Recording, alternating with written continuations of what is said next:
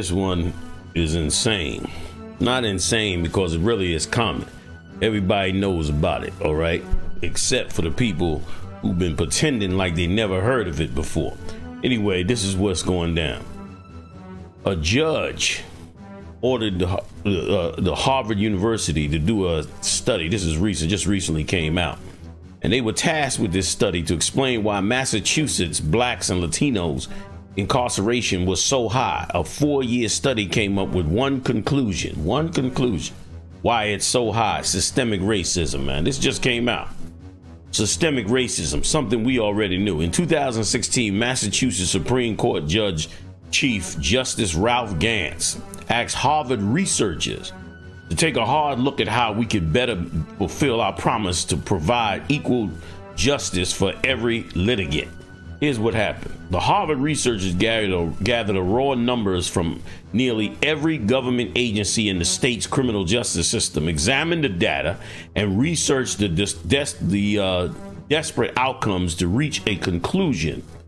Black and Latino men and women in the state already knew. We, of course, already knew that this was because they are racist in every step of the way.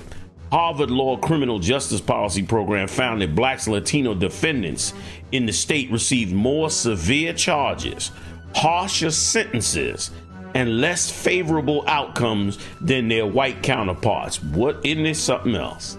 Here's what it said. Researchers looked at more than 1 million cases. That's a lot of research.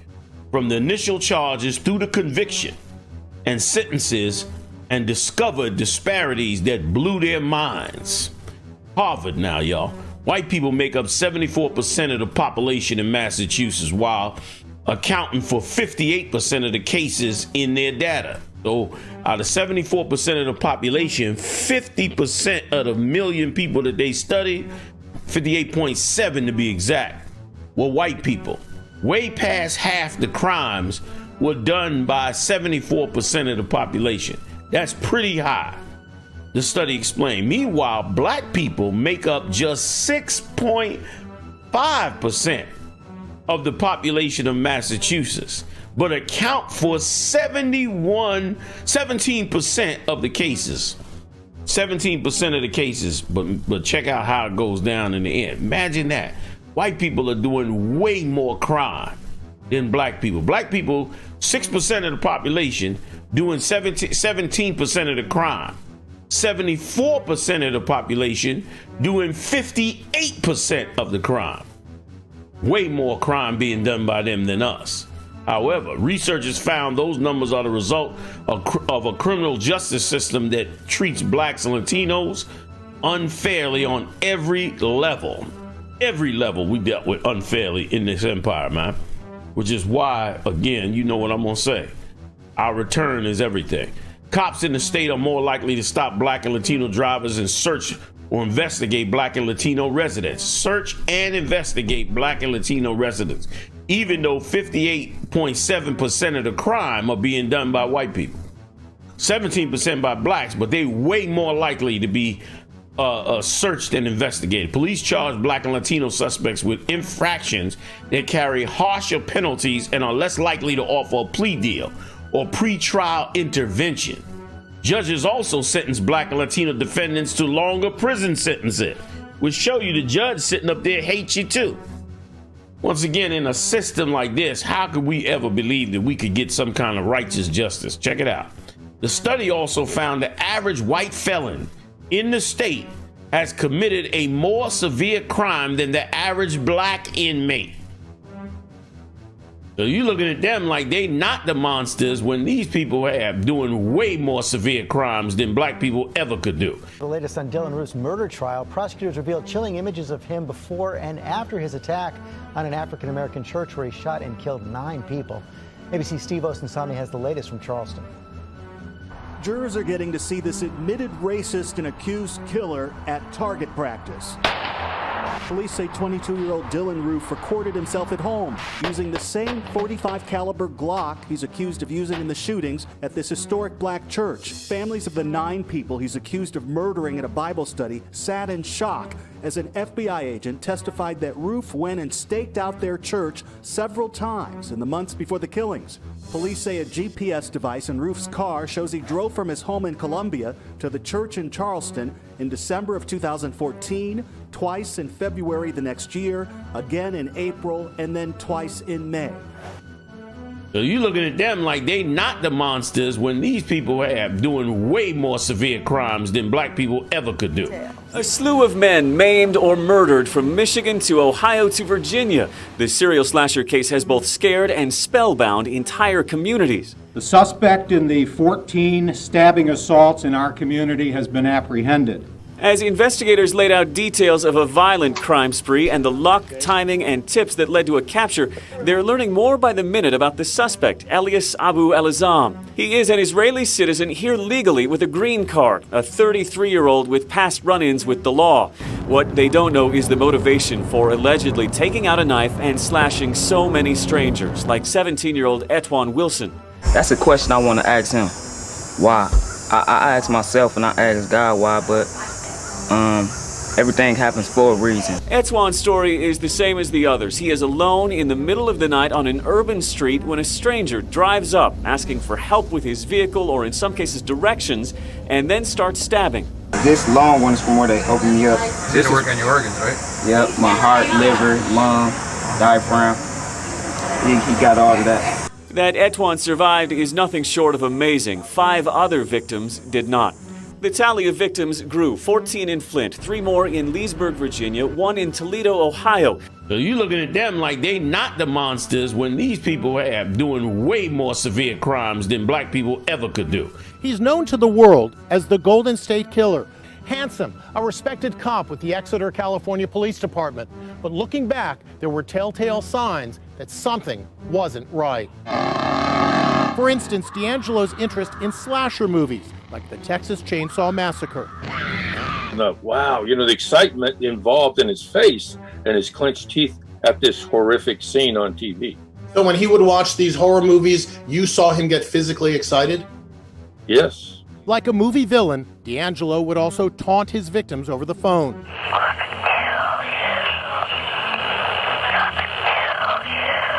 Yesterday, looking frail and wearing a face shield, the 74-year-old D'Angelo confessed to 13 killings and almost 50 rapes. There were so many victims and their families, authorities had to conduct the hearing in a ballroom. He is the real-life version of Hannibal Lecter. So you looking at them like they not the monsters when these people are doing way more severe crimes than black people ever could do. Meanwhile, black people are in way more poverty than they are, man. Researchers also looked at poverty rates, the family structure of conviction felons, and the neighborhoods they lived in. Eventually, they decided systemic racism was the only explanation. The only explanation that it could be that it'd be so bad on black people, though they doing only 17% of the crime, they getting so many worse sentences, so many harsher sentences, so many times more being stopped, so many times more being harassed.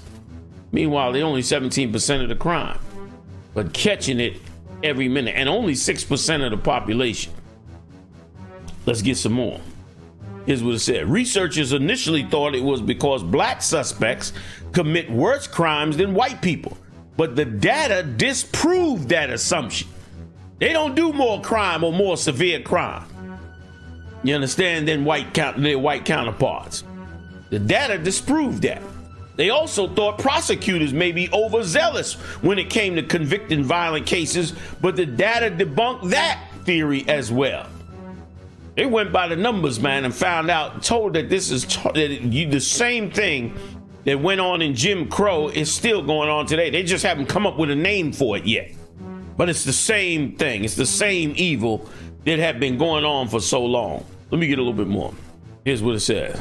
When they looked at convictions, however, they found black people were surprisingly less likely to be convicted than white people.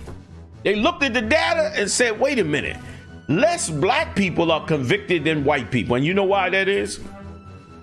That's because so much of the crimes that they charging you with are absolutely nothing. The judges try, that this is same racist judges.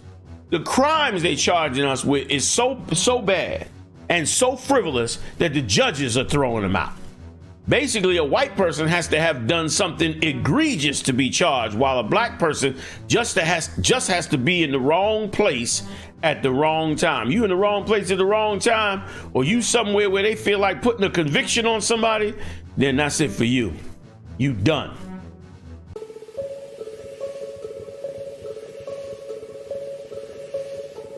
When you witness your partner speak about people of color and refer to them as savages, refer to them as animals, when you see they don't care, when you hear them say, hey, this is America, speak English, I have to interrupt and say, I got this. And then I speak to them in their language. I take them to a different room and I talk to them like a person, because they have problems. The fact that a person could put on a uniform and become that way, there's a lot happening behind the scenes that leads to that. One of the only jobs where one cop does something, we all get blamed for it.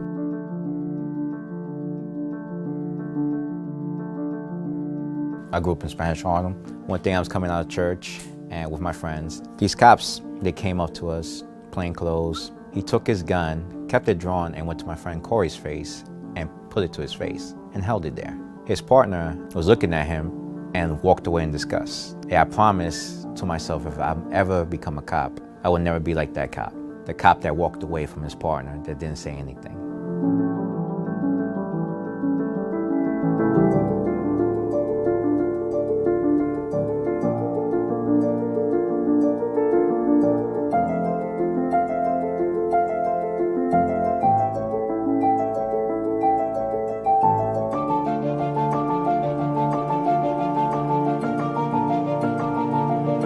Quotas are mainly in areas that are considered higher crime areas, which are also areas that predominantly minorities live. This is the paragon of systemic racism. According to the 14th Amendment, we're supposed to enforce impartially. Years ago, you know, the senior officers would teach the new officers all the stuff. That's why you have all this Eric Gardner stuff and this overaggression, because the new guys, they don't know how to handle these situations. But now, you know, a lot of the senior guys, they did this so many years, you know, they're so tired of the pressure put on them to get numbers that they don't want to do that anymore. Basically, if you don't follow the system, you're going to get punished. It doesn't matter what race, you're going to get punished. But when you're a person of color, black or Latino, you will get punished more than your white counterparts for just doing the same thing.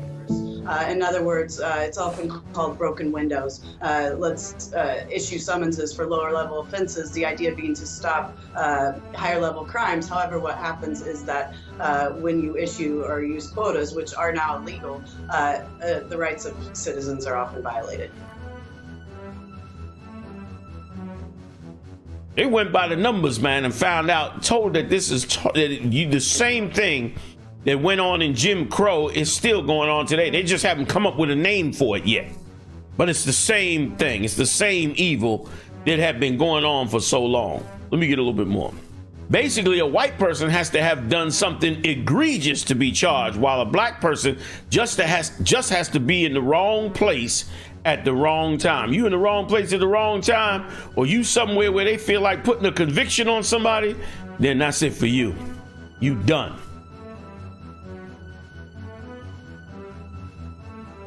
Let me read something for you, man. This Exodus 10:7. Pharaoh's servant said unto him, how long shall this man be a snare unto us? Let the man go, that they may serve the Lord their God. Knowest thou not yet that Egypt is destroyed? Those Pharaoh's men was trying to tell him, man, you better stop doing this to these people. You better let these people go serve the Lord. You better stop propagandizing them, ripping them off, incarcerating them, and doing them this manner of evil, man. Let them serve the Lord, because the whole nation gonna fall, which is what's happening. These fires going on across this country, and these tornadoes now coming up on the horizon, Hurricane Sally and all these different tornadoes coming up. The Lord is bringing hell and mayhem on this empire, and the Third World War is imminent. They cheering and happy today, saying how the so-called Jew got together with the Arabs, which show you them Arabs was full of it, talking about, they were the infidels and that they weren't the chosen and all of this. Meanwhile, when it came to the money, they turned around now, and now the United Arab Emirates and Bahrain are joining the so-called Jew along with Saudi Arabia, and now they all becoming all allies, man. So it was just talk. That's why the Most High gonna bring death and mayhem on this earth, because it's gonna be restructured. Ecclesiastes 9 and 12, here's what the Lord said. For man also knoweth not his time, as the fishes that are taken in an evil net. That's us. We like the fish taken in an evil net. And as the birds that are caught in the snare. We're like birds caught in the snare. But the Lord is saying, you don't know when your time is. So are the sons of men snared in an evil time. In this evil time they coming, they're gonna be snared in the net. They're the sons of men. We're the sons of the Most High. They're gonna be snared in an evil net. When it falleth suddenly upon them. We coming to the point now. Let me tell you something. They've been the winners all over this earth for years and years and years, just like every other nation. But the tide is turning, and now they're gonna fall suddenly. They're gonna be caught up in the net suddenly that you were caught up into. Let me get a little more. The light shall be dark in his tabernacle. This is Job 18 and 6, excuse me. Job 18 and 6 on down to about 9th verse. Here's what the Most High said. The light shall be dark in his tabernacle, and his candle shall be put out with him. His tabernacle is going to be dark. His belief in God is getting ready to become very dark. His belief that God is with him is about to become very dark. It's about to become clear to the whole world that God is not with him. And his candle is now getting ready to get put out. Your candle represents, what gives you light, what gives you wisdom and understanding, where you could see in the dark. That's what that light is. And they looking, that's why they talk about the 1,000 points of light, because they want to be able to see in the dark and see their way clear to rulership of this planet and much, much more. But the Lord said that light is going out. That light won't be lasting much longer. 7th verse. The steps of his strength shall be straightened, man, and his own counsel shall cast him down. After a while, all these decisions that they're making, all these thoughts and decisions and ideas that they believe is going to make this empire great, the Lord said it's going to cast him down. 8th verse. For he is cast into a net by his own feet. I mean, he set that net for so many others to get caught up into. And black people have been caught up in that net. That's why this Massachusetts study just shows how much of a net you are caught up into. How every segment of the society has basically raped and stripped blacks and Latinos down to the bare bones, man. In so many ways. They said, remember now, they did 1 million cases for every single agency. Combined 1 million cases representing every single agency in Massachusetts, and found out at the end that it was all just racism. That it had nothing to do. There's no real issue or problem with the system that they set up. The system works fine. It's the people in the system that makes it so evil, because the system is set up to be fine, to be right. But the people in charge of the system are monsters, man. Here's what it says, 8th verse. For he is cast into a net by his own feet, and he walketh upon a snare. We're going to become that snare. We're going to become that snare because he's lived so deliciously off of our back. He has killed and tortured us for his own pleasure. And now he's going to be caught up into that own snare himself. Here's what it says. This is the 9th verse. The jinn shall take him by the heel, and the robber shall prevail against him. When they say the jinn, that's another misconception. A jinn is not a demon. A jinn is like a net or a snare, but mostly they use the term to depict a snare that men create, a trap that men catch people in. But they've, over the time, the Arab world calls it a jinn. And over time, of course, they embellished into calling it a demon, but it has nothing to do with demons. It has to do with men conspiring evil thoughts to do evil to the Lord's chosen people. And let me tell you, that's exactly what has happened in this empire, man. That's what's happened to us in this empire. They've conspired evil thoughts, even though their system could have been right. Really, the whole system could be right, but it can't be right because, of course, the people in charge are always scheming to do some evil to the Lord's chosen people. Let me get another one real quick. Psalms 124:2. Here's what the Lord said. If it had not been for the Most High, who was on our side when men rose up against us, then, third verse, then they had swallowed us up quick. They've been trying to gobble us up, man, for hundreds of years in this empire. And if it not for the Lord, they would have swallowed us up quickly, according to the scriptures. When their wrath was kindled against us, man, their wrath has been against us continually. It is continually against us. This is the fourth verse, Psalms 124:4. Then the waters have overwhelmed us. The stream had gone over our soul, and the waters is the floods that they send out. The floods of ways of trapping you and killing you and snaring you. The floods would have overwhelmed us. Because listen, they tried to wipe us out. They still trying to do it. But the floods have not overwhelmed us, man. But it would have. The streams, meaning the smaller schemes, would have gone over our soul. Fifth verse. Then the proud waters had gone over our soul. Meaning then them proud waters, them old proud nations all around us would have sat back and laughed and said, see, they ain't nothing, man. See, we told you they wasn't a single thing to even consider. But the Lord stopped all of that. And now punishment is coming. Punishment for all this. We in a time of serious judgment from the hand of the Most High. Now's the time to truly repent, truly turn your back on the evil you've done and turn your back on the love you have for the people that's destroying God's people. Now's the time to truly serve the Lord. Let me get a little bit more. This is the sixth verse. Blessed be the Most High, who have not given us as a prey to their teeth. The Lord is the one that's blessed be the Most High. Have not given us as a prey to their teeth, because they leave it to them, they rip us to pieces, man. They rip us to pieces, and they doing it every day. And let me tell you something. As we begin to wake up and start to come back to the Most High, start adopting those laws, statutes, and commandments, watch what happens. Watch us begin to more and more come out of the snares and the traps that they have set for us. And we're going to become a big problem to them. You standing up, and they want you to help yourself and stop crime, and y'all got to stop doing this. But if we do it, they're going to be more frightened than you have ever seen before. And it's going to happen.